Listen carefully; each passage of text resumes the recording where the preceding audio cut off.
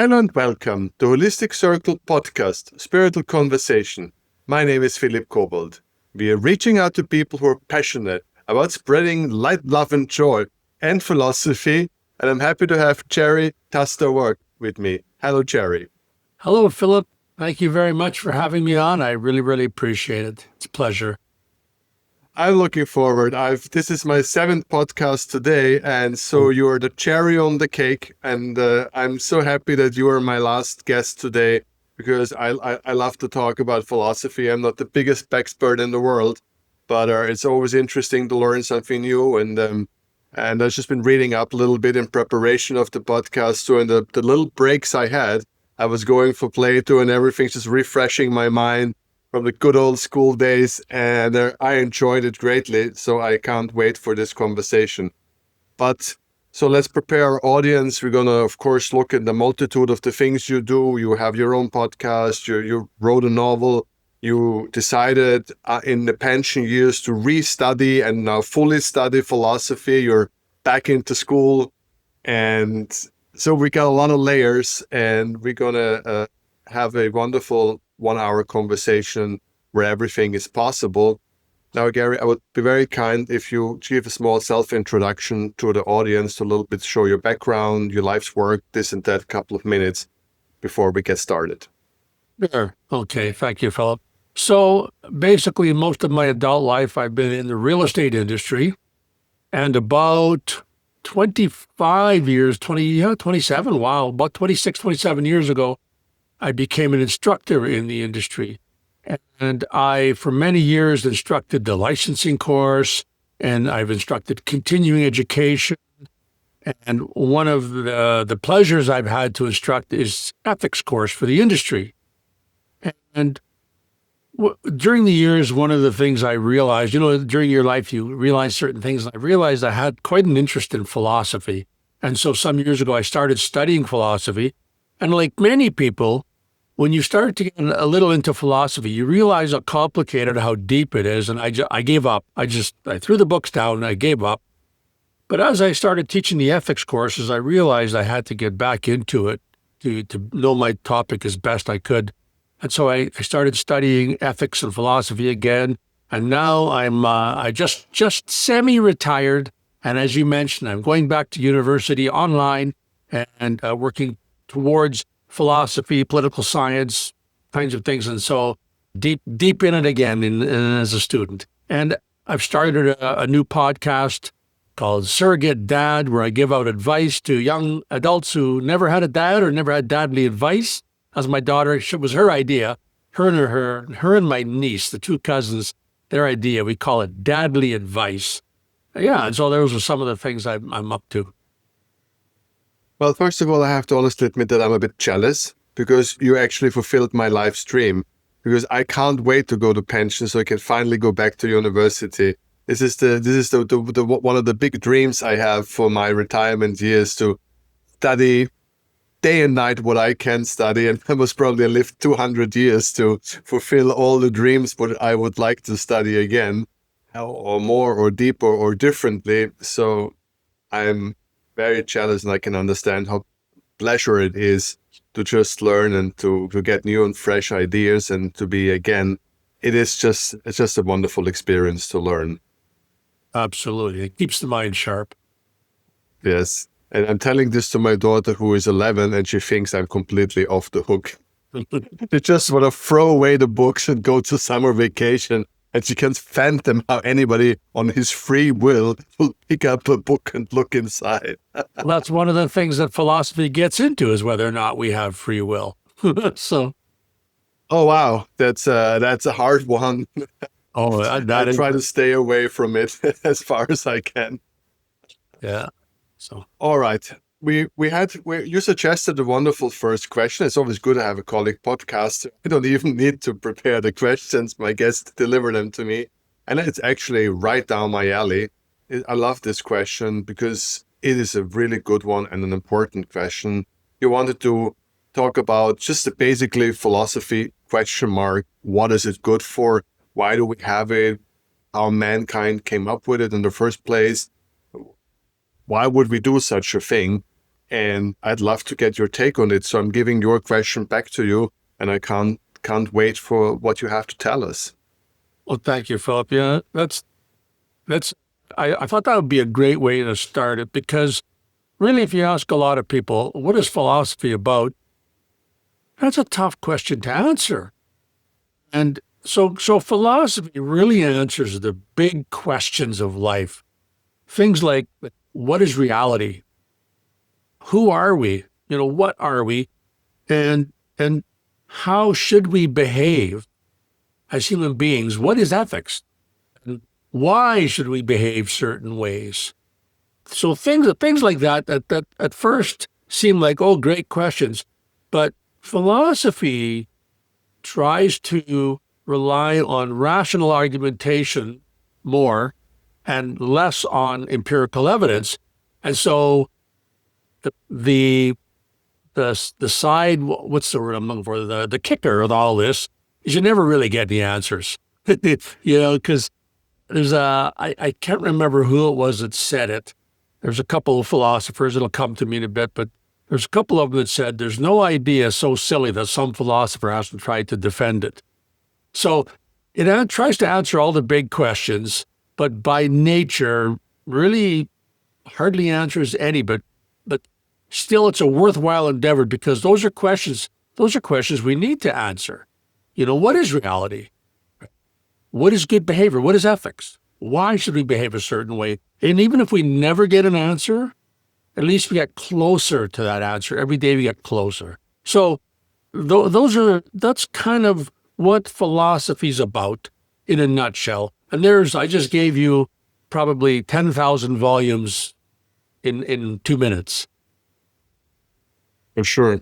And I'm smiling because I don't know why every conversation must somehow cross Nietzsche. I don't know. We can't do without him. I don't know what is with the man, but he is simply indispensable. He was certainly an interesting character. Yeah, Nietzsche, a very tough. Have you studied? I'm sure you probably studied some Nietzsche. I've decided hard and quick that it is more healthy without it. He was very difficult. But I have unfortunately tried the endeavor. Oh, Nietzsche is tough. Nietzsche is tough. You really have to read him several times. So Yes. they don't know for sure, but they believe. So he wrote in what's called aphorisms. He wrote short little sentences that say a lot, that say one little sentence can say so much. And they believe it's because he was in ill health most of his life. He didn't live a long life. He actually eventually went mad in the end. And they believe that since he was under such time constraints, he only had certain days and certain times, and he was healthy enough to write, that he would condense a week's worth of thoughts into one sentence. And he had some interesting ideas. So yeah, very, very, not a place you want to start. You want to start with Nietzsche. It will be a very short drive. Okay. I think, but Nietzsche is already quite developed. I mean, this is already almost 2,000 years of human recorded thinking, or even more. So Nietzsche is already very much down the line, and every generation picks up from the next and progresses the ideas and the complications. So this is a long road, and as you said, starting with Nietzsche is most likely the very wrong place to start. People end with Nietzsche, and so. We have a pre-Hellenistic time where we don't know as much, and we have a problem with the collection because there are no books that we really have from the time. So, but people have a lot of Hellenistic knowledge, and I know that you like it very much, and maybe it's always good, and it's also more accessible to the people. And as I said, I enjoyed my days, little breaks I had between all my podcasts, and a little bit of Plato here, a little bit of Plato there, just to kind of go into the mood for this evening. And it kind of really confused me a lot. Haven't read Plato at least 3 or 4 years now. So it completely, it's always there, but not there, and here and there. And now having all these podcasts talking with spiritual people, clairvoyant people, people who see angels, people who messages from above and trying to explain consciousness. And maybe I was so influenced from this conversation I had over the last couple of weeks. Now looking at these snippets from Plato, I'm like, that sounds awfully familiar, like my podcast. Well, Plato is everywhere. And it's famously said that a lot of philosophers that absolutely do not like Plato are actually full of Plato. They just don't realize it. He's certainly everywhere. And it's interesting that you mentioned about starting back in the Hellenistic world. So there was a philosopher, another tough philosopher to read, Karl Jaspers. He wrote a book called The Way to Wisdom. And in this book, he coined the term, I think he was the first to coin it, called the axial age. There was a time period, I believe that roughly 300 BC to 800 BC to 300 BC, where simultaneously across all the different cultures in the world, huge advances were being made in philosophy at the same time. And in the Hellenistic world, that's where we get into the Greek philosophers at that time. And they started, it's believed the first Greek philosopher, I believe, was a man called Thales. And it's so interesting because I know you and I had a brief conversation about how little survives to this day of original works. Well, history is not kind on written works. And Thales, the only reason they know roughly what time period he was around was because he had accurately predicted a eclipse. I think it was an eclipse. Solar eclipse. Yeah, that happened in 585 BC. So that's how they know. But interesting, he was the first, I believe the first Greek philosopher, and the first round of Greek philosophers from the Ionian school, the other school, it's escaping my Milesian school. The early philosophers, they focused on what's called, you're probably familiar with the term, the arche. What's the underlying substance of reality? Yes. And interesting that Thales thought it was water. And a lot of, naturally a lot of people think, oh, what simpletons. But we have to, one thing we have to remember with not just philosophy, but with also scientific knowledge, is that we are all... I think he was still one of the guys who were still in the oneness, right? Who saw the total interconnection. He was still not before the big split within the logic, the true logic observation. He was still within the oneness of the universe, right? They were still just trying to figure out what the earth was all about, right? Yeah. You're thinking of the one to the many and many to the one and all that. Yeah, philosophy gets messy. So, but it was interesting. So one thing we have to remember, not just philosophy, science, any area, any endeavor of study, is we're standing on the shoulders of all these people that went before us. They had nobody before them. Even in those days, Greek, one of the problems with studying early philosophers is the Greek language. A lot of the words meant different things back then. They didn't have a well-structured... There were no Greek in that sense. There was no Greek. It was all Greek to me. So, but even they didn't have the rules of logic worked out. They didn't have the rules of grammar worked out. So anyway, so we have to remember, like when you think about, okay, Thales thought it was water. Well, when you stop and think about it, you're the first person and you don't know anything. You don't have any microscopes. You don't have any instruments. You don't have electricity. You don't have anything. You look at it and you think, wait a minute, every living thing needs water. We all need water. So, I can see how we could come upon that. So anyway, so we progressed through a series of philosophers that had different ideas about reality. What's the basis of reality? What's what's underlying it all? And it wasn't until, I think it's called the classical age, when we start to get into the Socrates, Plato, and Aristotle, and many of those philosophers of that age, where I think 380 or something starting, or so something that, or a little later even starting. Yeah, classical age, or 7 something, 8 something. I'm trying to think. It was 399. I think it was 399 BC when they put Socrates to death, I think. So he was in the 400s, if I'm getting my numbers correctly, I think. I think Plato wrote 380 or something, his main piece. The Republic, or Mm. it could be 380. I don't recall exactly. I wish I did. I wish I had all those numbers in my head. Neither do I. I just had a day, I had a lot of breaks, and I enjoyed a little bit scrolling here and scrolling there. There's a couple of numbers. Otherwise, I wouldn't know. But yeah, that's quite possible. It was 380. When we can Google that easy enough. But anyways, yeah. So then we started to get into philosophy. Takes a switch over to the humanities, looking at more into people, into societies, into politics. Aristotle, incredible philosopher, who literally, he was a biologist. I think he studied the heavens. He studied so many different, what we call sciences these days, when back then, there was no real difference between philosophy and science. They weren't separate fields, right? Hey, you stay in your area, I'll stay in mine. It was all just thought, and these guys were floating many things around. So as everyone probably knows, Socrates was the first of the three.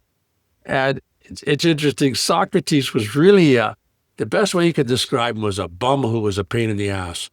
And he went around and engaging, according to Plato, he went around engaging people in conversations and twisting them in knots, right? And Plato wrote many, I think 35 or 36 dialogues, and Socrates, interesting statement. I think it was Alfred North Whitehead, I think, who made the observation, and I could be wrong on this, and it might have been a different fellow, but another philosopher who made the observation, astute observation, that how philosophers, authors of books, philosophers should be, and how Plato was. In Plato's dialogues, Plato was everywhere, but yet he was nowhere.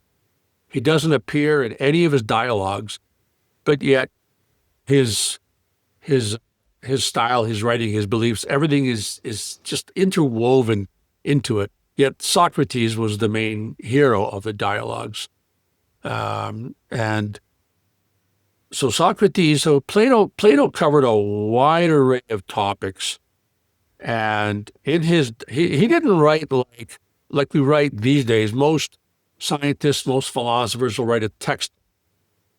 He used what the Greek called dialect. I'm going to mess up the words dialecticos or dialectos or dialecticus, the dialogue. And dialogue is an interesting, very popular style for a long time. Even small theater pieces and all of it, it was much more accessible for the people. Well, and it also it makes it more accessible, right? More interesting, but it also, the way that the genius of Plato is that he would, through the dialogue, he would expose his ideas to other arguments against them. And famously, in some of his dialogues, Socrates loses. Socrates loses to Parmenides.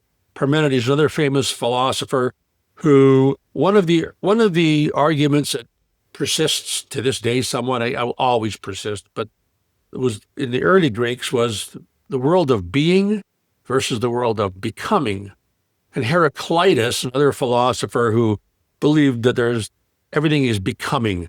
There's no stability. He very famously wrote, I'm sure you're familiar with this, he wrote a statement that loosely translates into, you never step into the same river twice. Different waters are flowing, different molecules, right? Whereas Parmenides said that's all nonsense. It's becoming. It's all just being. Things are, and there are things.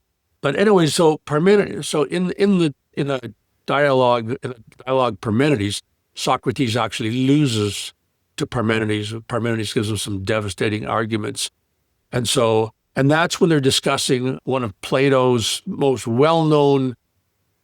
Well, they call it the theory. You're probably familiar with this. It's called the theory of forms or the theory of ideas. Yes, that's why it's interesting. Very interesting. And so basically his theory, to him, it wasn't a theory. Well, I don't know that. I've never talked to him. And we don't know for sure, but it looks like he didn't consider it a theory. It was his way of thinking of reality was we live exactly in an imperfect version of this real we live in the sensible world. Sensible meaning not, oh, that's sensible. Sensible meaning touch, smell, taste, the five senses. The shadow of form, right? Right. Yes, the shadow of the real world, the intelligible world. Exactly.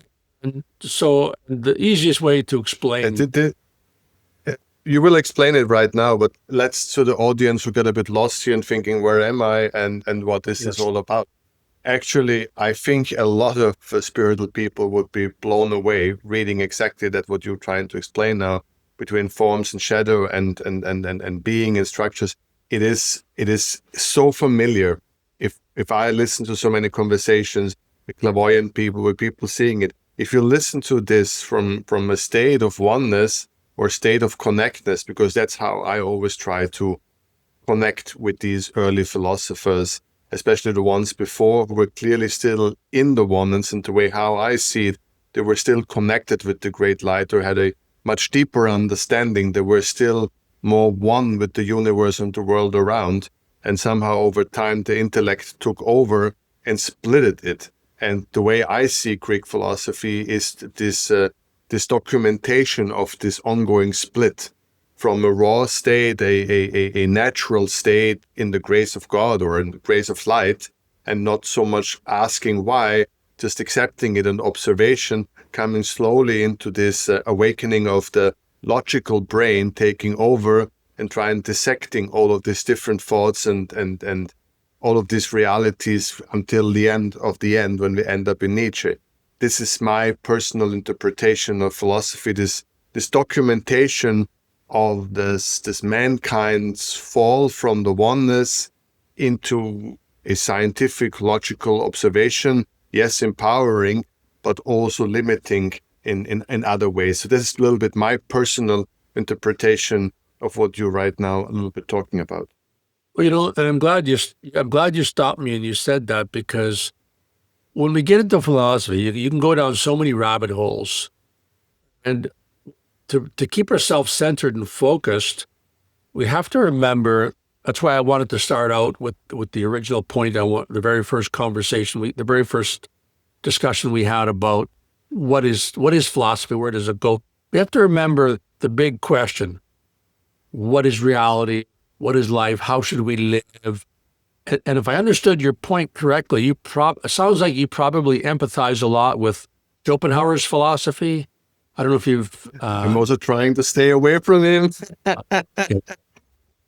The safety first. And it's interesting because I think if I understood you correctly, Schopenhauer was kind of going down the same path where he was not thrilled with what he called egoism, where think of myself first and all this. And he basically, and I'm oversimplifying. I mean, we could go over weeks and months, and plus the deeper I get into Schopenhauer, the deeper I'm going to get into my head anyways, right? So, but I think he said something to the effect of we need to try and connect with the other, connect with each other, was his view of how a proper ethical, how to live our lives, right? Truth in the others and the truth through the eye of the others, or whatever this whole thing. Yeah. Yes. So I'm glad you mentioned that for those two reasons. One, remember, whenever you're listening to someone talk philosophy and you get confused, stop and say, oh yeah, everything should be coming back to what is reality? What is life? What are we? Who are we? How do we live? Why should we live this way? Right. And that's, really, and that's the good thing about your podcast, is that it covers those questions, and always revolves around the ones I've listened to of yours. They always kind of revolve around the oneness, I guess, that you're talking about there, right? And how we're all interconnected. And, you mentioned earlier on, you mentioned something about people that had ghosts appearing in experiences. And in the course of my life, I've met numerous people that have had experiences that you don't doubt. There's no doubt these were real experiences to these people, and that have with other world, I guess, or ghosts, or however you want to call it, have had otherworldly experiences. So there may be something to Plato's intelligible world that we can't really ever access. There may be, Exactly. and that's another timeless dividing point. And the shadows. I think so many people in my world would love his concept of the shadows. That this reality is just a shadow of the wholeness, and these are all themes that are super familiar to the esoteric world. Because as you said, I'm into oneness, constantly talking about oneness. Yes, it's a concept that we follow. Again, it's a philosophical concept by the end of the day, because we cannot prove it, or we cannot, I cannot manifest it to you. But we follow the concept that there is a human state where it is more aware of the oneness, where it's more connected with every other soul on the planet. And some people think with the galactic, whatever it is, but there is a light, there is a source, if it's call it God, whatever you call it. And there is a state of grace where you are in deep connection with this source. And it is, for our understanding, a deeply gratifying but less questionable state of being.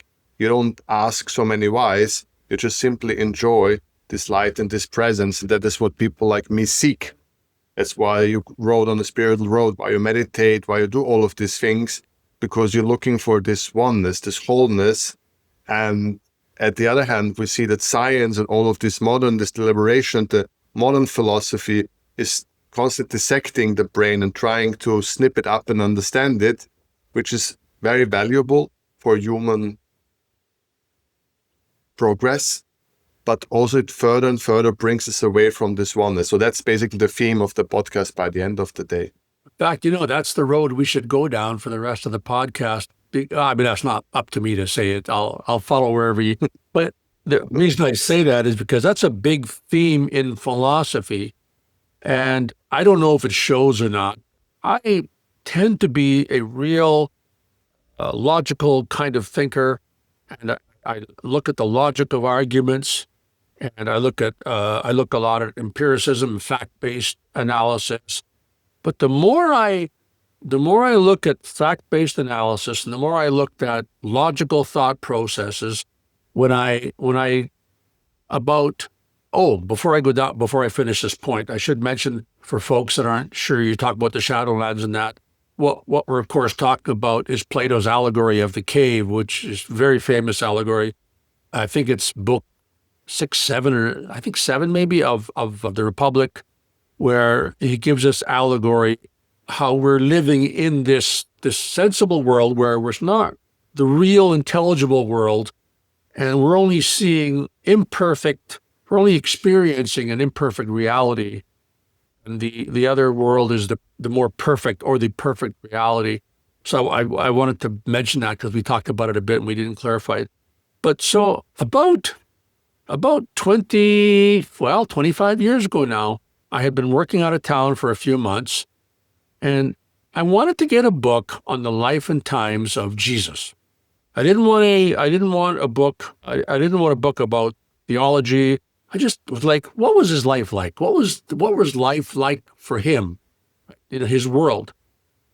And I picked up a book that ended up being a very revisionist view of Jesus. I got the wrong book. And it was some pretty wild assertions this guy was putting out. Pretty, I don't want to mention the book, but I thought they were absurd. And to this day, I still think they're absurd.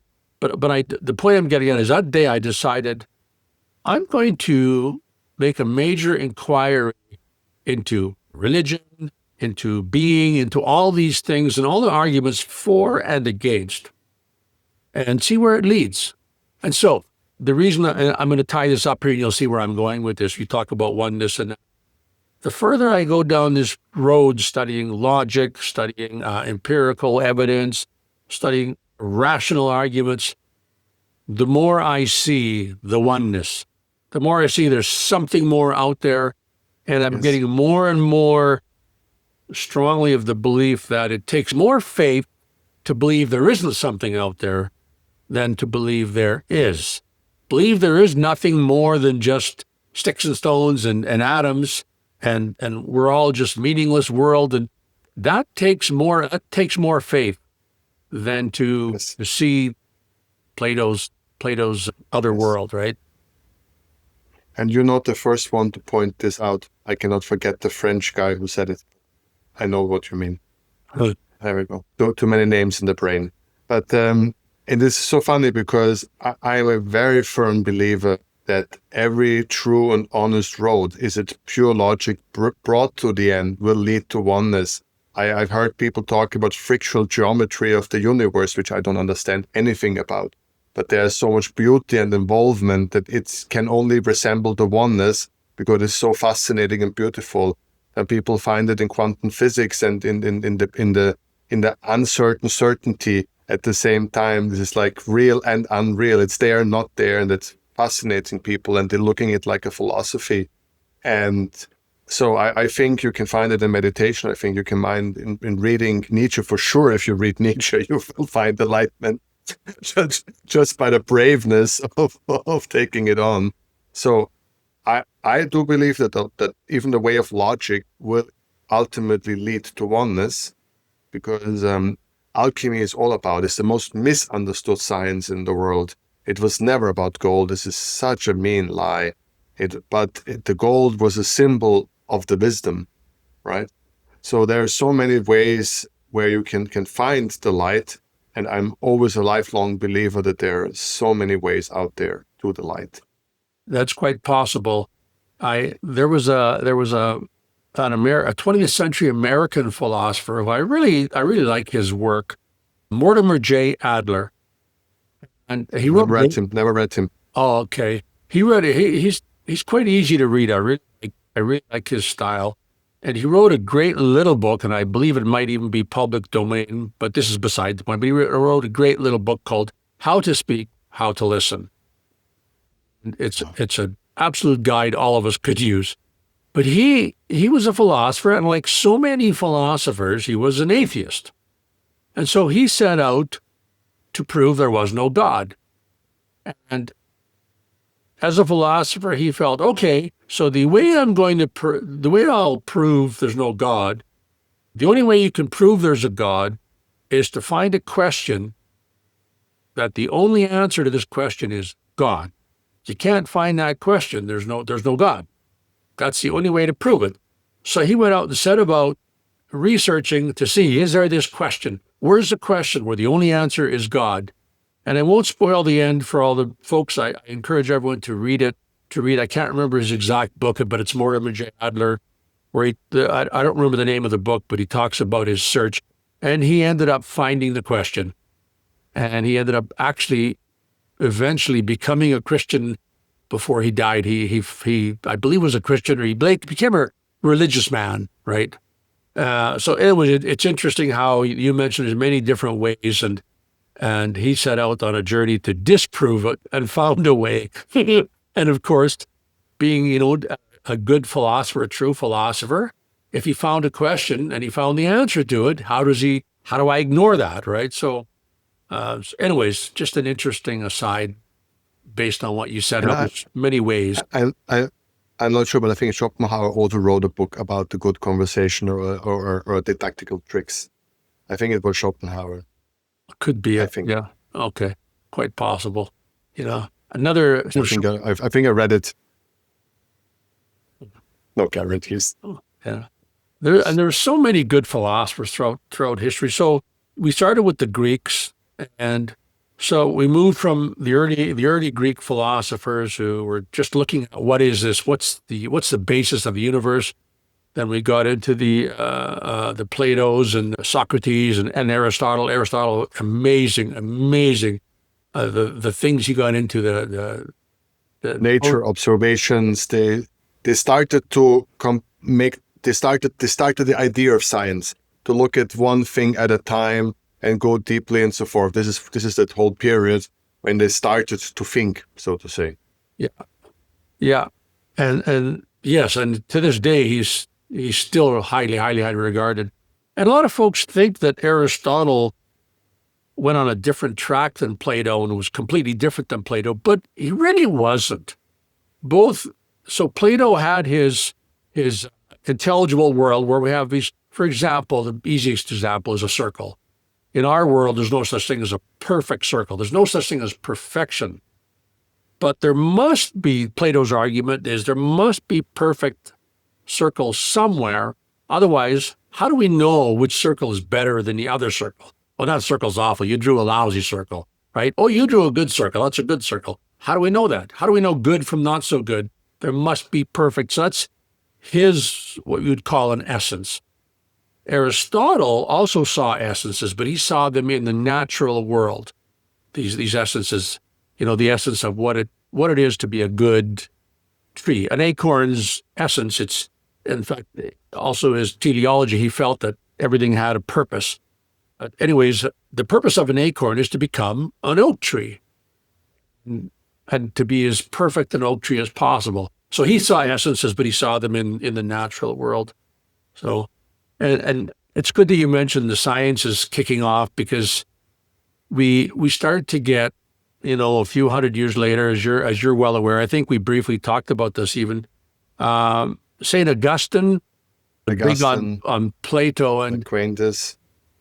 And then a few centuries later, when they read it, so you probably know Aristotle's works kind of got lost with all the wars, and then they discovered it. I believe the Persians had Aristotle's works, copies of his works, got rediscovered a few hundred years later. St. Thomas Aquinas, Turkey, and St. Thomas. Osmanic library. Which one? The Persians, and then I think this also there were found copies actually in Istanbul library, actually. Istanbul, okay. Yeah, I was thinking Alexandria, but I think you're probably right. I think it was Istanbul. So I think so, but again. Yeah. Thomas Aquinas became big on Aristotle. And it's interesting. Nietzsche made an observation. And but just to tell it to our audience, if they like to go crazy on YouTube, there are conspiracy theories on that subject without end. Knock yourself out, have a nice weekend, and just, go deep into the rabbit hole. Just make sure if you go down those rabbit holes, come back out. Because once you peer into the abyss... Alice in Wonderland, follow. Okay. So it's interesting how... So Nietzsche had made an observation that, I think this was in Beyond Good and Evil, that all philosophers, I'm not going to get it exactly right, but he felt all philosophers that had come before him. Nietzsche was quite a character. He wasn't afraid to trash another philosopher, that was lousy. But he felt all philosophers before him had written their own autobiography. In other words, they weren't really thinking. He goes into a deep thing. He goes into what is thought, what is thinking. He tears that apart. He was really good at tearing everything apart. But anyway, so he goes and he says, all these philosophers are just writing their own autobiography. And that's pretty profound. The more you study philosophy, the more you study anything, you realize a lot of us, we don't realize it, but we're just writing what we're going to write. This is what I believe, and by golly, all roads of evidence are going to happen to lead to what I believe. So he felt everybody was being biased in what they were writing, whether it was consciously or unconsciously. We weren't really thinking, we were really writing just, what's the word? You come to a conclusion and then you bring all the evidence to fulfill the conclusion you want to fulfill. Now, I'm not so sure Nietzsche himself escaped that. When I read his stuff, I look at maybe, this is where Nietzsche really wanted to go himself. So where am I going with this? I lost my point. So whenever we read any philosopher, keep that in mind. And we read any scientist, anybody, anywhere produces a work, an alleged scientific work, an alleged unbiased work. It's very, very, very hard to provide a completely unbiased look at anything. And so back to Aquinas and Augustine, where Augustine big on Plato, Aquinas big on Aristotle. But when you read their works, there's a good argument to be made. They were picking and choosing what they wanted, twisting the rest around to fit what they wanted to fit. Same as a lot of atheists do. In fact, Mortimer J. Adler, the philosopher, made the comment about Richard Dawkins. He said, Dawkins is not a philosopher, and he should stay and play with his own toys in his own yard. This was an interesting comment because so many folks think I'm good at this, therefore my opinion on something else is completely valid. So what's the point I'm making? Sorry, I didn't want to break your point. No, that's okay. Sorry. I just wanted to add that I think that from my perspective, because I've been involved from a deep a fanatic atheist to a normal atheist to becoming a fanatic agnostic and ending out to be a liberal agnostic. And I've come to the conclusion that atheism is no point at all. Because if you say do not God exist, he can only be if you deny some existence. Because if you don't know about it in the first place, it's impossible. So I think it's a non-position to be actually a atheist. I've come to the conclusion that it's no position at all except the confirmation of God.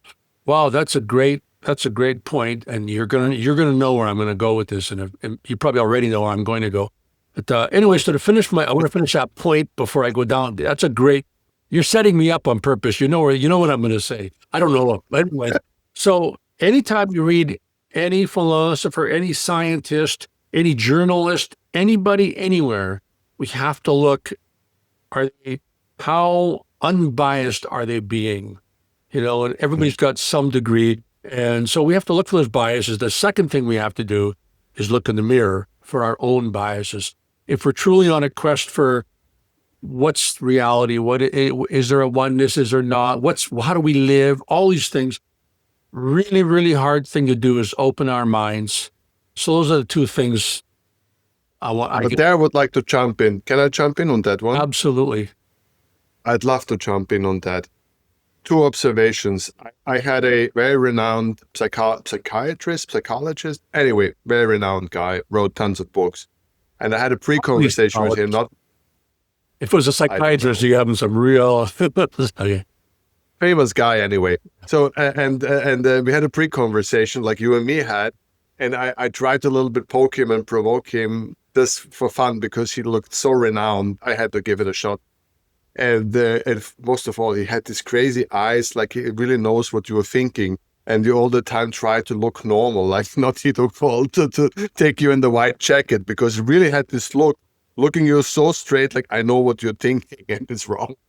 Anyway, so I had to give it my best shot, and I loved him because he's many years in therapy, and he came from the position, even I'm now exaggerating, but even if you would come into his office having a rubber chicken up your head, he will calmly look at you and say, in a sense now, are you happy with your life? Yes. Are you doing your house chores as a husband? Yes. You're going to job, you're making money. Wonderful, you're fine. I love this. This is of course, this was much more elaborated, his thinking, but it felt very strong that only the outcome matters. And that is somehow my point. Because I have this belief, every philosophy, every spiritual journey, everything. I'm asking this almost all of my guests to come to my podcast. So now, are you a better husband? Are you going out there and helping your community? What is the result of your deliberation, thinking, reading, meditating? What are you asking? I don't care. Whatever you have done. So now, what has changed in the real world? Are you cleaning rivers? What are you doing? And that's for me, by the end, how I would look at any person reading philosophy or praying in the church or sitting in meditation. I'm becoming very simple with my emotional response to say, just look at the outcome. And if it's good, if it spreads love, if it makes you happy, content, and you're a better person, so to say, well, you are my friend. Well, he sounds like a wonderful fellow and well-adjusted. Any psychologist who, if you came with a rubber chicken tied around your head and he didn't, you go, okay, well, maybe he's got a good reason for it. That's a good way to look at it. So that sounds like a wonderful fellow. But I want to come back because I think I'm sure you mentioned, I'm not sure, but you may have mentioned it on purpose, but if you didn't, it was a great comment about the atheism to agnosticism and that. And where I'm going with this, of course, is back to Nietzsche, Friedrich Nietzsche, who famously pronounced, God is dead and we killed him. And so Nietzsche was not a fan of Christianity. He called it a slave morality, which I would argue, although I I don't know how much different the Christianity of 150 years ago was, 170 years ago, how much different it was, that he may have had a valid comment. But anyways, he pronounced the death of God. And of course, the world, ever since around the Enlightenment, there's been a huge battle between is there a God or is there not a God? And the atheists, in fact, same thing happened with Charles Darwin when he wrote his book. He was really, really worried about where people were going to go with it. And so Nietzsche worried, and Nietzsche openly predicted the bloodshed of the 20th century. If there's no God, then anything's permissible. Anything I want to do is permissible if there's no God. And he predicted the authoritarianism of the 20th century, and which was the bloodiest century in all human history, and seeing philosophies that took 100. Now I know where you are going. I'm not going to say the word now. I won't say the word, but philosophy that took 150 million lives or more, right?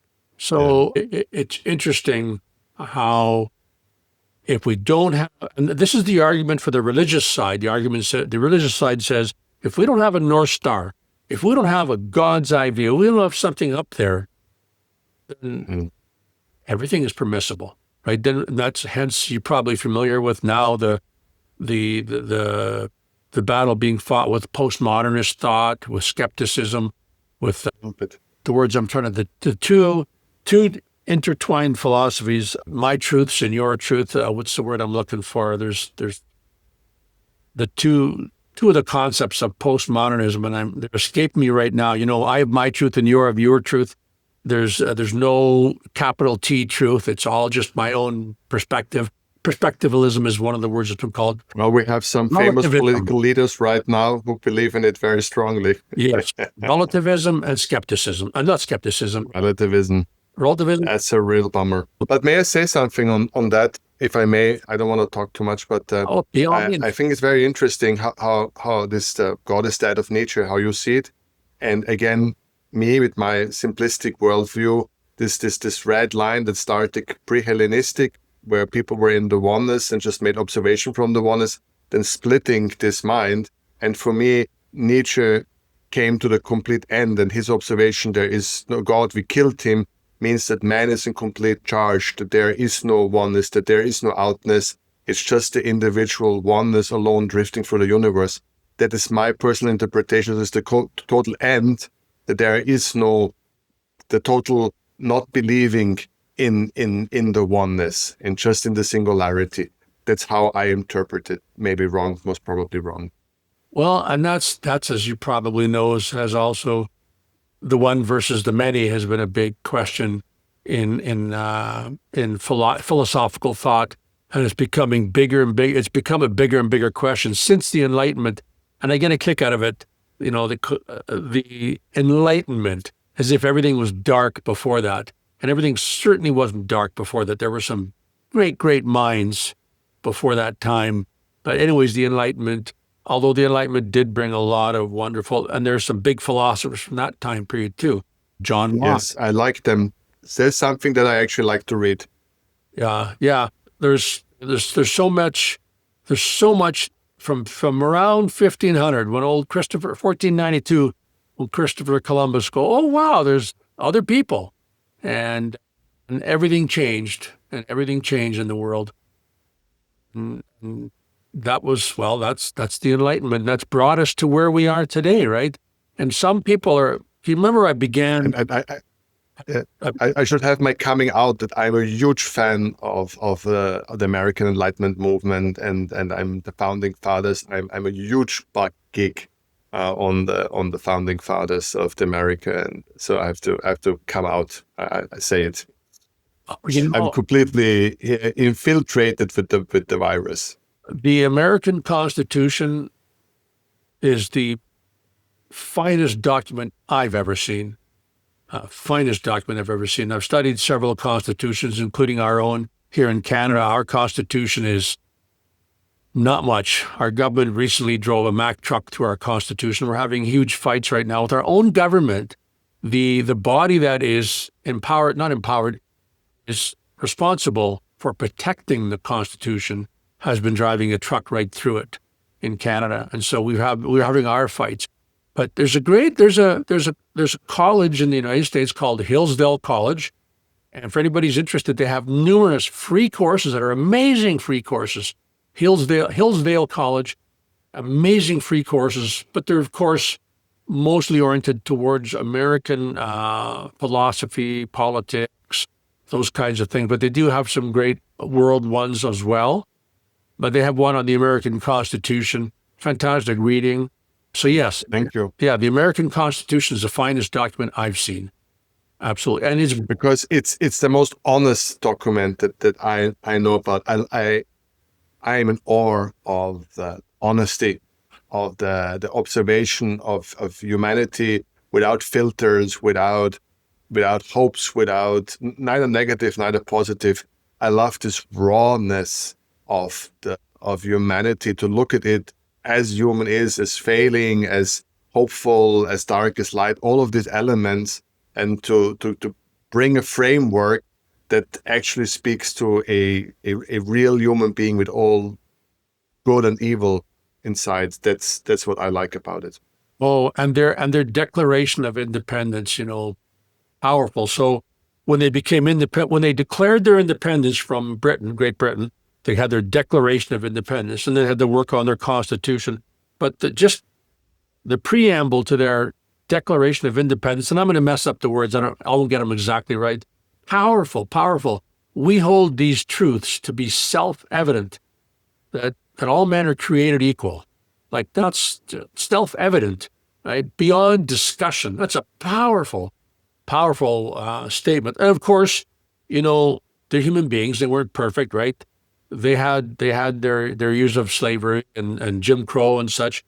But the America, Britain, European countries were the first ones that started ending all that and bringing us to where we are. Anyways, it's a beautiful document. The Declaration of Independence or Constitution, fantastic documents.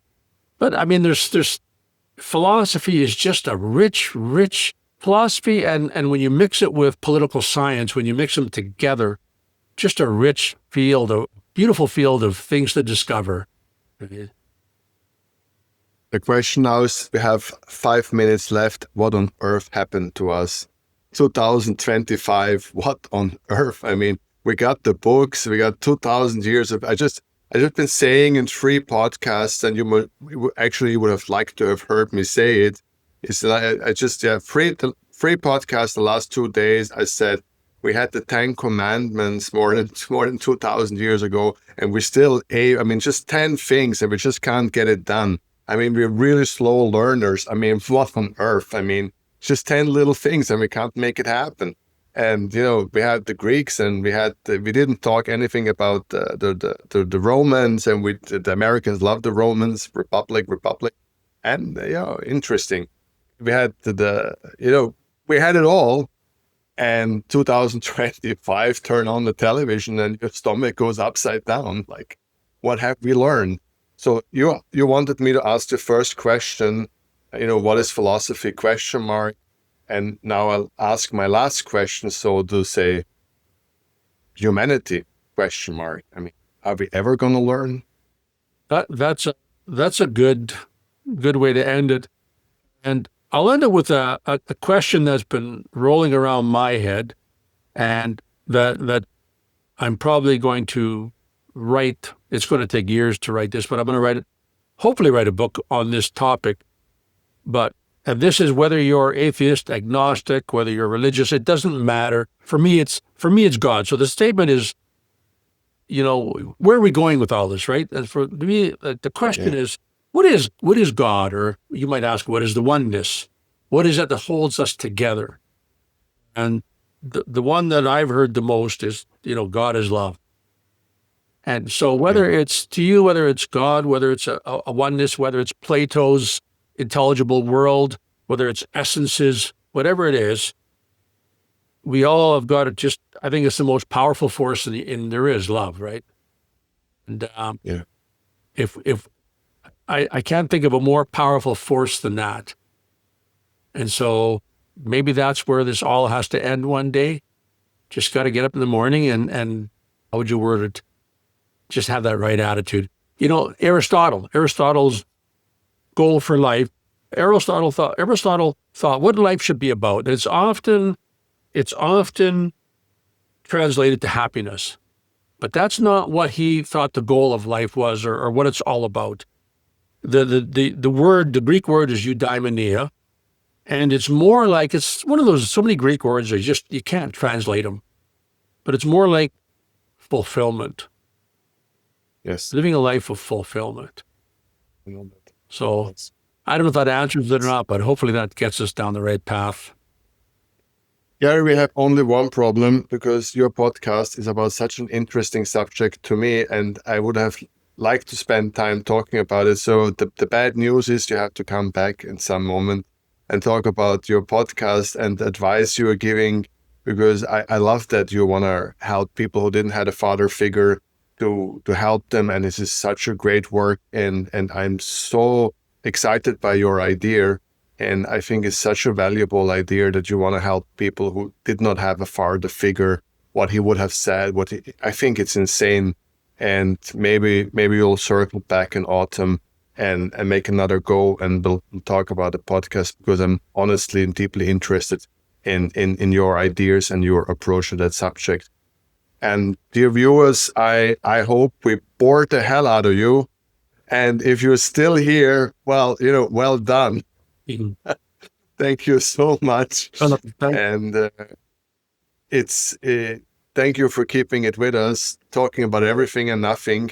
And that's the good old days when people just sit with a glass of wine or whatever and took the time to just talk about everything and nothing, and not necessarily coming to a point, but feeling good and fuzzy. And I clearly feel good and fuzzy. Thank you for reminding me on so many things I read and way back when. And I'm jealous to catch up with you in pension, to go back to university myself and take another round in filling my head with wonderful thoughts. Gerry, thank you so very, very much. Philip, thank you. It's been a pleasure.